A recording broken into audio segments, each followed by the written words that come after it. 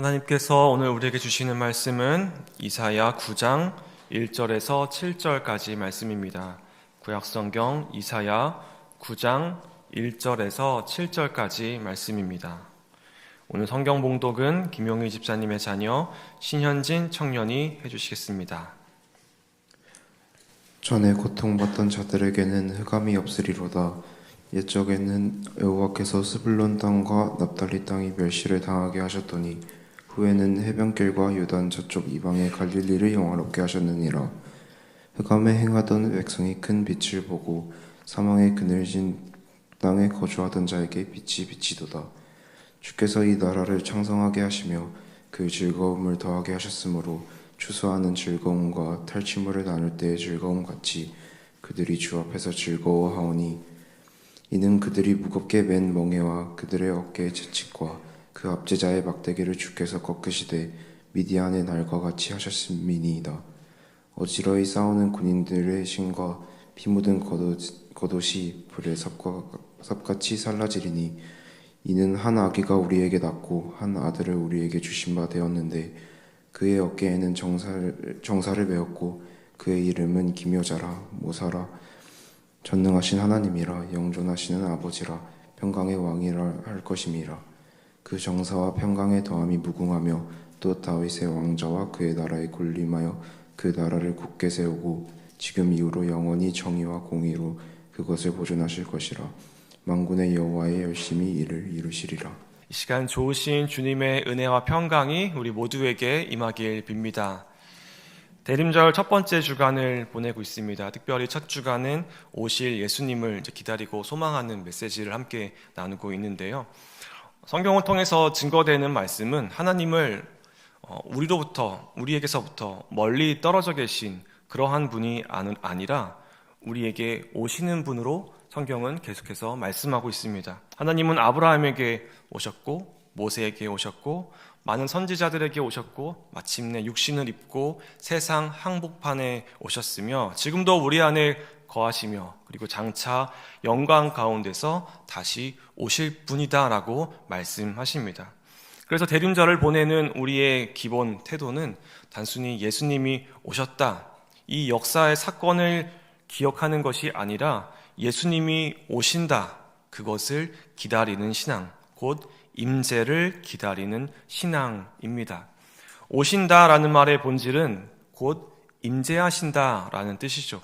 하나님이 저 멀리서 우리를 바라보는, 이 세계를 바라보는 그러한 관찰자가 아니라 우리 삶의 진영에 직접 들어오시는 분임을 고백하는 말씀입니다. 이것이 대림절의 영성이죠. 그래서 이 대림절을 보내며 우리는 이러한 신앙의 질문들을 해볼 수 있는 것이죠. 당신은 지금 하나님을 기다리고 있습니까? 당신은 지금 주님의 임재를 간절히 소망하고 있습니까? 라는 질문들입니다. 종교 활동 또 신앙 활동이 많다고 해서 임재에 대한 갈망이 큰 것은 아닐 겁니다. 예배를 많이 드리지만 하나님이 지금 내 삶에 들어와 계시다고 하는 그 감각을 상실할 수도 있는 거죠. 신앙 콘텐츠들을 많이 접하고 많이 보지만 실제로 주님의 임재를 갈망하고 있는지 그것은 모르는 일입니다. 나는 지금 무엇을 갈망하고 기다리고 있는가? 나는 지금 주님의 임재를 정말로 갈망하고 있는가? 이 대림절 첫 주간을 보내며 우리가 곱씹어 볼 질문입니다. 그렇게 대림절은 하나님의 임재를 다시 사모하도록 우리를 부르는 그러한 계절입니다. 이 계절, 이 임재라는 한 단어를 우리 마음 가운데 고정하기를 원합니다. 임재를 갈망하기 원합니다. 임재의 은혜를 누리기 원합니다. 그리고 임재의 영광을 준비하며 다시 오실 주님 앞에 깨어있는 준비되는 공동체로 세워지기를 원합니다. 우리 옆에 계신 분들과 함께 축복하며 인사하겠습니다. 주님의 임재를 갈망하는 사람이 되시기 바랍니다. 네, 주님의 임재를 갈망하는 사람이 되시기 바랍니다. 네, 새벽에 이렇게 인사를 앞에서 나누면요, 눈을 잘 안 마주치세요. 네, 아무래도 좀 그렇죠. 네. 그런데요, 제가 이제 이번 주에 한 주간 이렇게 며칠 보면서 느낀 것은 이 추운 날 하나님께 또 예배하고 기도하기 위해서 나오는 그 모습이 참 아름답다라는 거였습니다. 네.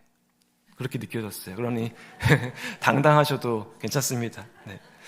오늘 본문을 볼 때 우리는 이 본문의 시대적 배경을 먼저 주목해야 하는데요. 이 시대는 어떤 시대였냐면은 한마디로 말하면 빛이 필요했던 시대입니다.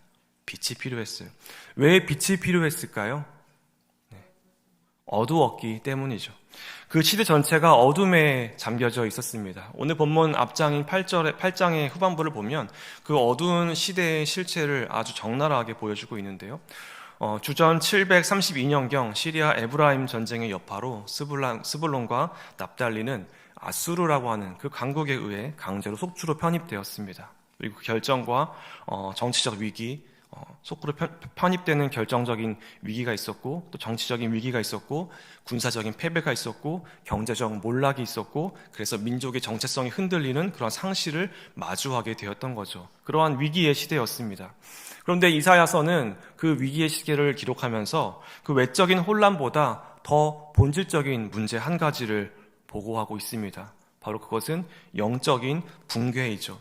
그 시대는 어떤 시대였냐면 하나님을 찾지 않고 죽은 자에게 답을 물었고 하나님의 율법과 증거로 백성들을 이끌어야 할 그 지도자들은 오히려 백성을 영적으로 오도했던 시기였다라고 이야기합니다.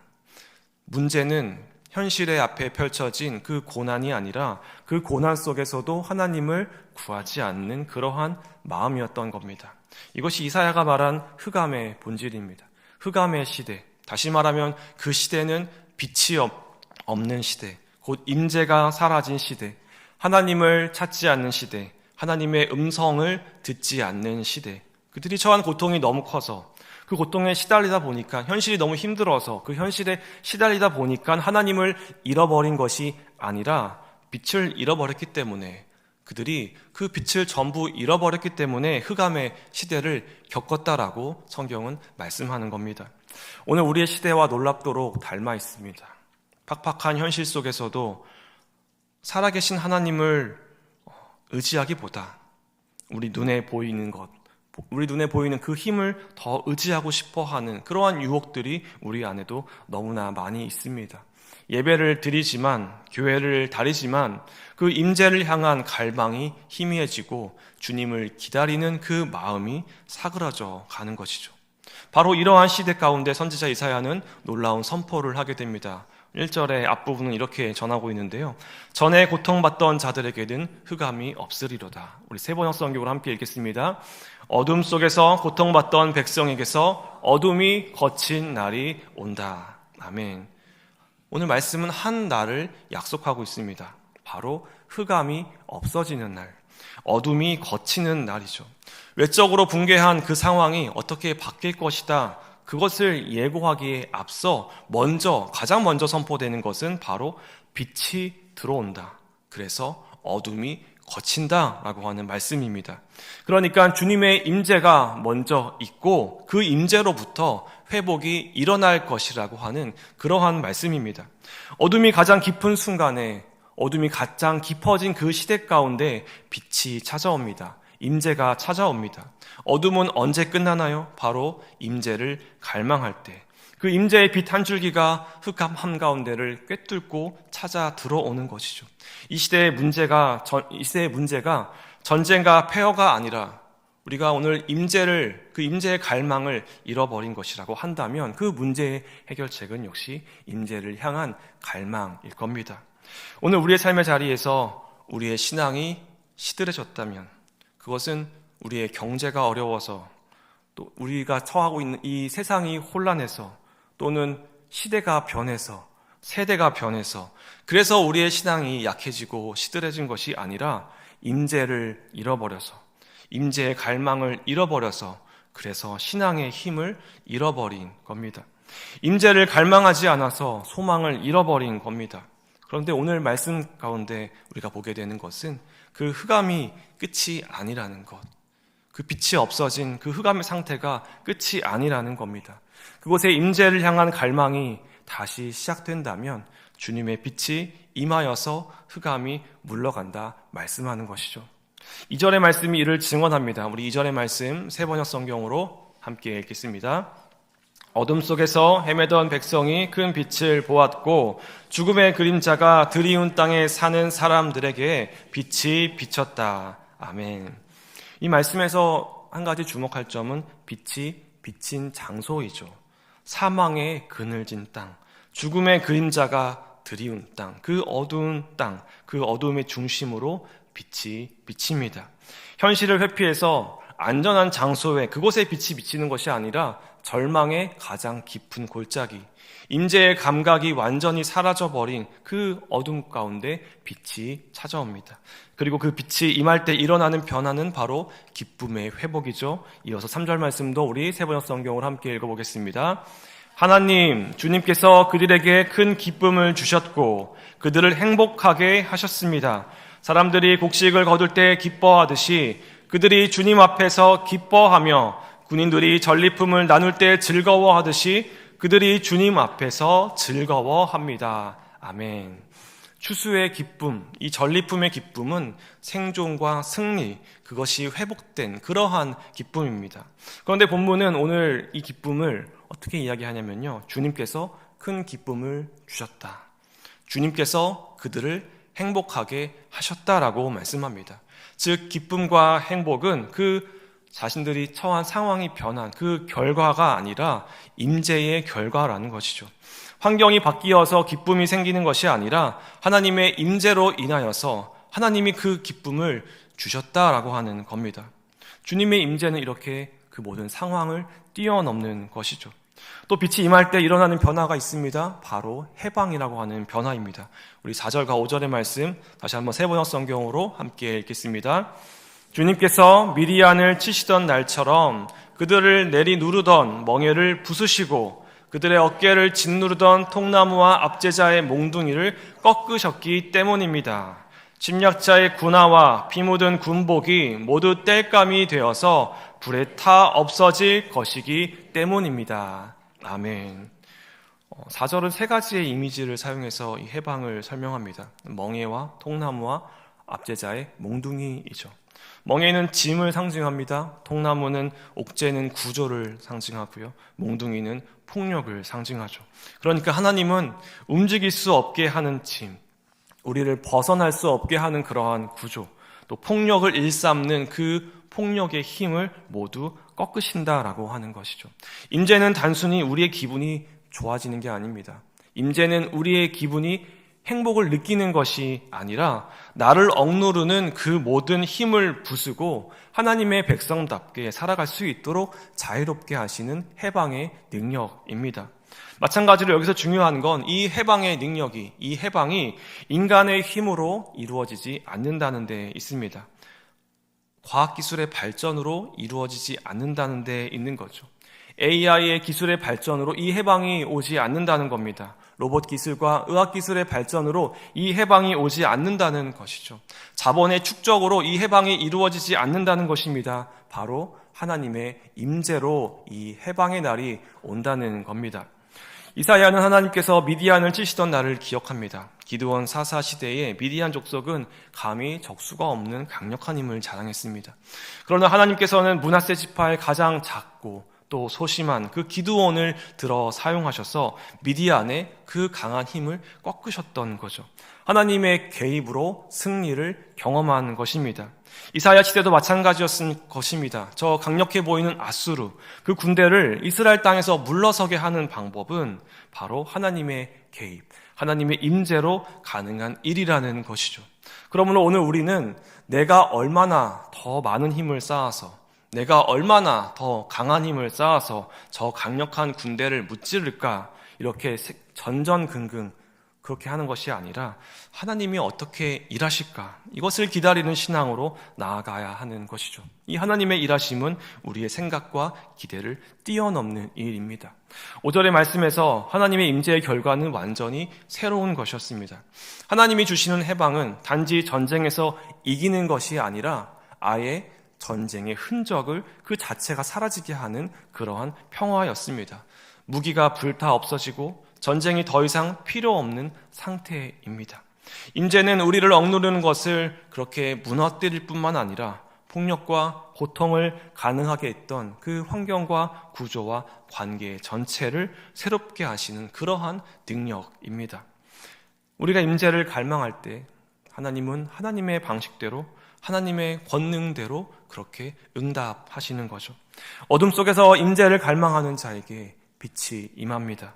그 임재의 능력이 나타나서 기쁨이 회복되고요, 행복하게 되고요, 억눌리고 매인 곳에서 풀려나는 그러한 해방이 일어나게 됩니다. 이 능력의 임재를 사모하시는 우리 성도님들 되시길 간절히 소망합니다. 그런데 오늘 본문 말씀은요, 여기서 끝나지 않습니다. 어둠이 사라진 것에서 끝나지 않습니다. 멍해가 꺾이고 해방이 찾아왔습니다.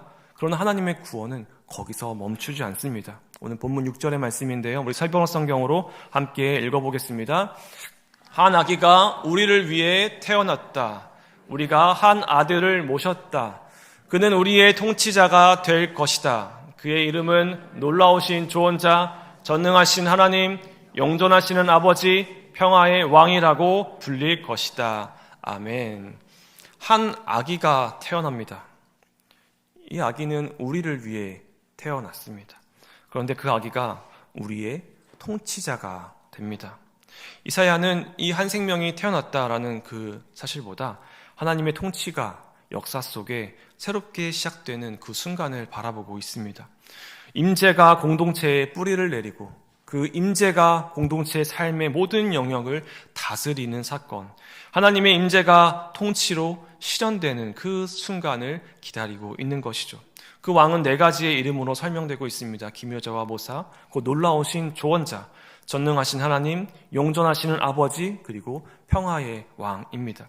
먼저 이 통치자는 놀라우신 조언자입니다. 지혜롭고 똑똑한 왕, 그 정도의 수준을 이야기하는 것이 아니라 이 칭호는 전쟁의 전략을 수립하고 지혜롭게 판결을 내리고 혼란을 돌파하고 국가의 진로를 결정하는 그 능력의 왕을 가리키는 말이죠.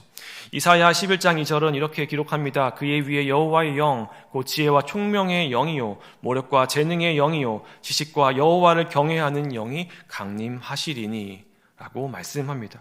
즉 이 왕의 지략은 우리 인간의 지능이 아니라 그 인간의 지능을 완전히 초월하고 뛰어넘는 여호와의 영이 부어져서 나타나는 지혜를 말씀합니다. 다윗이 수많은 정투에서 승리를 거두었고 수많은 재판에서 그 지혜를 보였음에도 불구하고 이 칭호를 완벽하게 그렇게 성취한 왕은 역사상 단 한 명도 없었습니다. 오직 예수 그리스도만이 진정한 기묘자 모사가 되는 것이죠.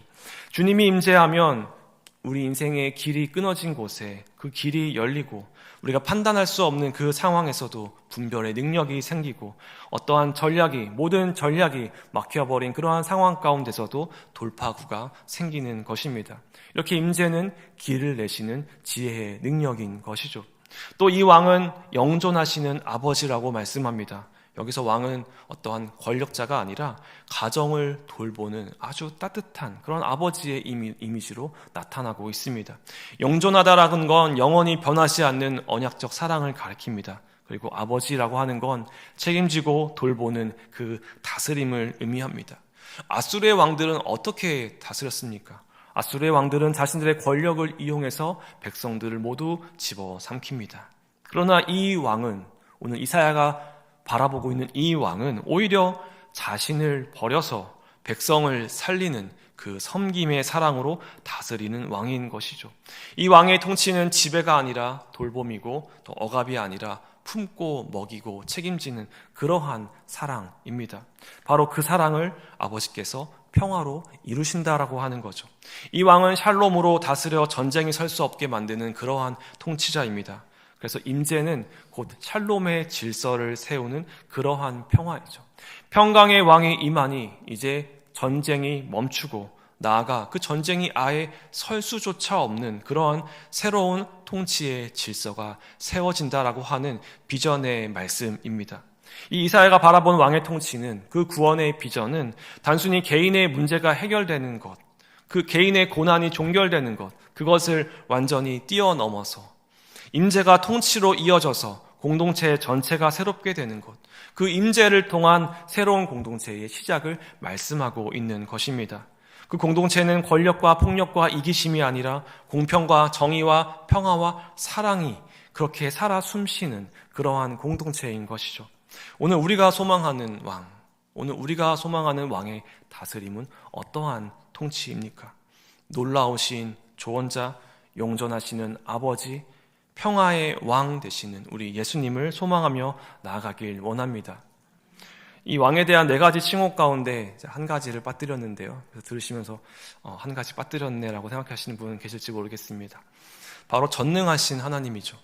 이 왕은 전능하신 하나님입니다. 전능하십니다. 그런데 여기서 전능하다라고 하는 건 어떤 의미일까요? 문자 그대로 모든 걸 다 할 수 있는 그러한 능력이 있다라고 하는 그런 말일까요? 물론 전능하신 하나님 모든 걸 다 할 수 있으시죠. 그런데 우리는 이 전능하신 하나님을 생각할 때 어떤 능력으로 이 전능하신 하나님을 생각하고 있습니까? 보통 이 전능하신 하나님, 이 전능이라는 말을 우리가 생각하면요, 내 간구를 다 들어주신 하나님, 그래서 전능하신 하나님, 내 삶의 요구를 채워주시는데 한없이 그 능력을 쓰시는 하나님, 그럴 만한 충분한 능력이 있는 하나님, 그 정도로 그 능력을 나 개인 한 사람에게 쓰시는 그 정도로 하나님의 전능하심을 떠올릴 때가 참 많습니다. 그러니 우리의 믿음이 흔들릴 때가 있죠. 내 간구가 빨리 들어지지 않을 때, 내 필요가 빨리 채워지지 않을 때, 그리고 나의 바람과 욕구가 많이 채워지지 않을 때 이 전능하신 하나님은 별로 전능하지 않은 하나님처럼 우리에게 여겨지는 것이죠. 그러니 하나님을 향한 믿음이, 신뢰가 흐릿해집니다. 전능하신 하나님이라고 한다면 믿지 않을 이유가, 신뢰하지 않을 이유가 없는 것이죠. 그러나 우리가 그 전능하신 하나님의 그 전능하심을 의심하고 또 그 전능하심이 잘 와닿지 않을 때 우리의 믿음과 신뢰가 흐릿해지는 것입니다.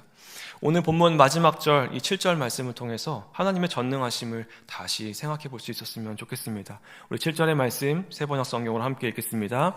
그의 왕권은 점점 더 커지고 나라의 평화도 끝없이 이어질 것이다. 그가 다윗의 보좌와 왕국 위에 앉아서 이제부터 영원히 공평과 정의로 그 나라를 굳게 세울 것이다. 만군의 주님의 열심히 이것을 반드시 이루실 것이다. 아멘. 하나님은 무엇에 전능하십니까? 그의 왕권이 점점 더 커지고 그 나라의 평화가 끝없이 지어지고 다윗의 보좌와 왕국 위에 앉아서 이제부터 영원토록 공평과 정의로 그 나라를 굳게 세우기에 바로 그 모든 것을, 그 모든 일을 이루시기에 부족함이 없다. 전능하시다라고 하는 말씀입니다. 만군의 주님의 열심이 이것을 반드시 이루시리라. 그러니까 이 모든 말씀을 반드시 이루실 만큼, 그만큼 전능하시다. 그래서 반드시 이루실 것이다. 반드시 이루실 것이다 라는 그 의미에서 전능하시다 라는 말씀입니다. 오늘 우리가 붙드는, 오늘 우리가 갈망하는 왕, 그 전능하신 하나님은 바로 이 모든 것을 반드시 이루시는 하나님입니다. 오늘 우리의 믿음이 여기에서 시작되는 것이죠. 내 삶의 필요를 채워주는 그 조그만한 능력을 뛰어넘어서 온 세계 위의 통치자로 영원토록 공평과 정의로 평화의 나라를 굳게 세우실, 그리고 그 모든 언약의 말씀을 열심으로 반드시 이루실 그 전능하심, 바로 오늘 우리가 소망하는 전능하신 왕 예수 그리스도입니다. 사랑하는 성도 여러분, 다른 왕이 아니라 전능하신 왕, 우리 예수 그리스도를 갈망하시기 바랍니다. 이 전능하신 왕의 임재를 갈망하기 바랍니다. 내 삶의 가운데, 또 우리 가정 가운데, 또 우리 교회 가운데, 그리고 이 땅 가운데 주님의 임재와 통치가 이루어지기를 갈망합니다. 이 대림절의 계절을 보내며 주님의 임재를 향한 갈망이 더 커져가길 원합니다. 그 갈망이 있는 영혼 위에 우리 전능하신 왕 주님의 임재가 반드시 임하실 것입니다. 지금 함께 찬양하며 우리 주님의 이름을 높이고 또 기도의 자리로 함께 나아가도록 하겠습니다. 우리 왕이신 하나님 함께 찬양하겠습니다.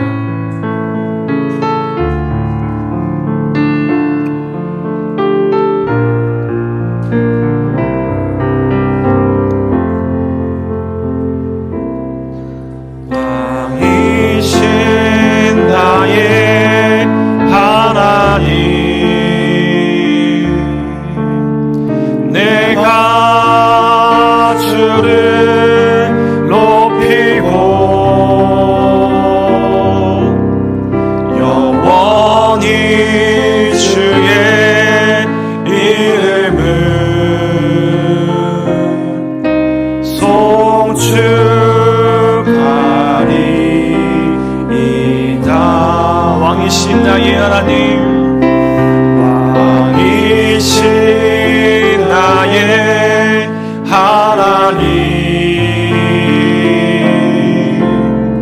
내가 주를 높이고 영원히 주의 이름을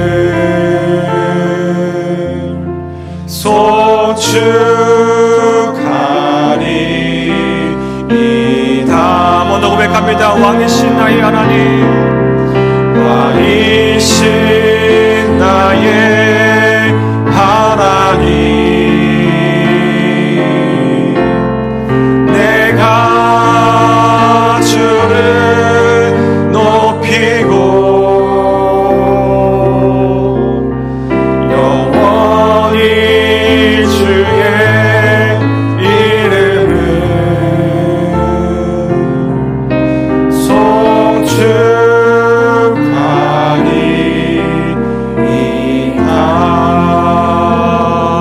송축하리이다. 시간 함께 간절히 기도하며 나아가겠습니다. 먼저 주님의 임재를 갈망하며 간구하기 원합니다. 우리 마음 깊은 곳에 주님의 임재를 사모하는 갈망을 회복시켜 주옵소서. 이 대림절의 절기가 단순한 절기 지킴이 아니라 주님의 임재를 전심으로 진심으로 기다리고 맞이하는 영적 여정 되게 하여 주옵소서. 오시는 예수님을 맞이할 준비의 시간이 되게 하옵소서. 또한 우리의 가정 가운데 어둠 속에 빛으로 임하시는 하나님 임재하여 주셔서 우리 가정의 상처와 갈등과 걱정들 가운데 임재의 능력으로 회복되게 하옵소서. 또한 우리 교회 가운데 주님 임재하여 주셔서 평강의 왕이 다스리는 공동체 되게 하옵소서. 또한 주님 이 땅 곳곳에 흑암 가운데 살아가는 이들 가운데 임재하여 주셔서 주님의 빛을 보며 다시 일어서는 은혜를 허락하옵소서. 주님의 빛으로 어둠이 물러가고 전능하신 하나님을 바라보는 소망을 허락하옵소서. 이러한 기도 제목으로 함께 간구하며 나아갈 때 우리 주님의 이름 한번 부르주시며 함께 기도하며 나아가겠습니다. 주여, 아버지 이 시간 간절히 기도하며 나아갑니다. 아버지여, 이 시간 주님의 임재를 갈망하며 나아갑니다. 아버지여, 나의 삶의 가운데 나의 신앙 가운데 흐릿해지고 희미해졌던 주님의 임재를 향한 그 갈망을 아버지 회복시켜 주시옵소서. 아버지 대림절 첫 주간을 보내며 아버지 주님을 기다리며 아기 예수님을 기다리며 주님의 임재를 더욱 사모하며 나아가게 하여 주시옵소서.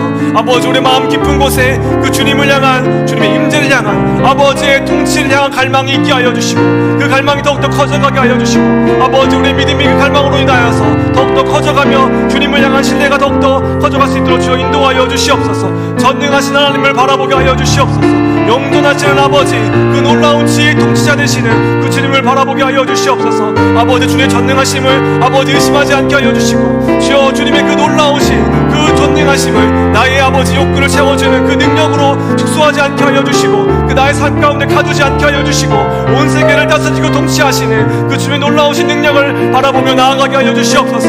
아버지 오늘 우리가 기다리고 있는 왕을 전능하신 하나님입니다. 아버지 오늘 우리가 기다리고 있는 왕을 전능하신 하나님입니다. 주여 그 전능하신 하나님을 바라보며 나아가게 하여 주시옵소서. 아버지 우리 삶의 모든 문제와 모든 어려움과 모든 우리의 아픔들을 모두 해결하실 이 땅 가운데 펼쳐지는 그 모든 악함과 모든 좌절과 모든 고통을 모두 해결하실 이 땅 가운데 지금도 벌어지고 있는 그 모든 전쟁과 갈등과 반목을 주님의 평화로 해결하실 그 다스리심을 기다리며 나아가게 하여 주시옵소서. 오늘 이 사회가 말씀 가운데 그 전에 선포한 것처럼 오늘도 우리 삶 가운데 우리 신앙 가운데 하나님의 통치를 바라보며 하나님의 그 비전을 바라보며 하나님 나라를 꿈꾸며 바라보며 나아가는 신앙 있게 하여 주시옵소서. 아버지 오늘 나의 삶의 문제를 바라보지 않게 하여 주시고 놀라우신 주님의 능력을 바라보게 하여 주시옵고 하나님 나라의 비전을 바라보게 하여 주시옵고 아버지의 통치를 바라보게 하여 주시옵고 하나님의 놀라우신 그 다스리심이 이 땅 가운데 우리 가정 가운데 우리 교회 가운데 넘쳐 흐르게 하여 주시옵소서. 그 아버지 통치가 아버지 우리 삶 가운데 온전히 이루어져서 아버지 오늘 우리 삶이 아버지 임재의 능력으로 나타날 수 있도록 주여 인도하여 주시옵소서. 기쁨이 나타나게 하여 주시옵소서. 주님의 임재로 말미암아 우리 삶이 행복하게 하여 주시옵고 주님의 주신 기쁨이 넘치게 하여 주시옵고 해방의 능력이 나타나게 하여 주시옵고 주님과 동행하는 그런 임재의 능력이 우리 삶과 가정과 교회와 공동체 가운데 아버지 넘쳐 흐를 수 있도록 넘쳐 임할 수 있도록 주여 인도하여 주시옵소서. 아버지 오늘도 주님 앞에 엎드려 아버지 눈 감고 간절히 기도하는 우리 영혼들을 주여 불쌍히 여겨주시옵소서. 아버지 궁을 베풀어 주시옵고, 영존하신 아버지 주여 아버지 우리를 궁을 베풀어 주시옵고, 우리 모든 어려움들 진행하려 주시옵고, 아버지 더욱더 주님을 갈망하는 마음으로 나아갈 수 있도록 인도하여 주시옵소서. 아버지 오늘 우리가 헛된 왕을 바라지 않게 하여 주시옵소서. 헛된 꿈을 꾸지 않게 하여 주시옵소서. 오직 전능하신 하나님 유일한 기모자 모사 되시는 예수 그리스도 그 왕을 기다리며 나아가는 우리 모두 될 수 있도록 주여 인도하여 주시옵소서. 그래서 아버지 우리의 신앙이 흔들리지 않게 하여 주시고, 절망 가운데 빠지지 않게 하여 주시고, 우리의 믿음과 신뢰가 아버지 흐릿해지지 않게 하여 주시고, 주님을 향한 견고하고 확고한 믿음으로 나아갈 때 그 나라의 비전을 바라보며 함께 꿈꾸며 나아갈 수 있도록 인도하여 주시옵소서. 우리 공동체 가운데 허락하여 주신 그 하나님 나라의 아버지가 아름다운 그 나라를 바라보며 나아갈 수 있도록 주여 인도하여 주시옵소서. 함께 꿈꾸며 함께 기도하며 함께 이루며 함께 소망하며 함께 일하며 함께 나아갈 수 있도록 인도하여 주시옵소서. 어두운 밤 10대 어두운 밤이 오는 그날까지 아버지 오늘 우리가 깨어있어서 아버지 주의 일을 감당하며 하나님 나라를 이루는 그 일에 함께 일하며 나아가고 헌신하며 나아갈 수 있는 모든 공동체 될 수 있도록 주여 역사하여 주시옵소서. 아버지 하나님 아버지, 오늘 말씀을 통해 어둠 속에 있었던 이스라엘 백성에게 빛을 약속하셨듯이 우리의 삶에도 임재의 빛을 허락하시는 주님을 바라보게 하시니 참 감사드립니다. 우리는 때때로 눈에 보이는 문제 앞에서 흔들리고 또 고난 중에 답을 찾으려 애쓰다가 하나님보다 다른 것들을 더 의지할 때가 많이 있습니다. 그러나 오늘 다시 고백합니다. 우리의 소망은 어떠한 해결 방안이 아니라 하나님의 인재이며 우리의 능력은 어떠한 전략이 아니라 하나님의 열심임을 믿습니다. 주님, 임재를 갈망하는 마음을 허락하옵소서. 어둠이 깊을수록 더 깊이 주님을 찾게 하시고 현실이 흔들릴수록 더 굳게 주님을 기대하게 하옵소서. 우리의 삶과 가정과 교회가 어둠을 경험할 때마다 낙심하는 것이 아니라 빛이 오고 있다는 그 믿음 안에서 기다리도록 붙들어 주옵소서. 하나님을 우리에게 주셨다는 하나님의 약속이 오늘 우리의 심령 위에 다시 새겨지게 하시고 공평과 정의, 돌보심과 평강의 임재가 우리의 삶과 공동체 속에 실제로 일어나게 하옵소서. 특별히 대림절 동안 말씀 앞에서 임재를 갈망하게 하시고 임재를 경험하며 임재를 준비하는 교회 되게 하시고 오시는 주님을 가슴으로 맞이하는 백성들 되게 하여 주옵소서. 예수 그리스도의 이름으로 간절히 기도드립니다. 아멘.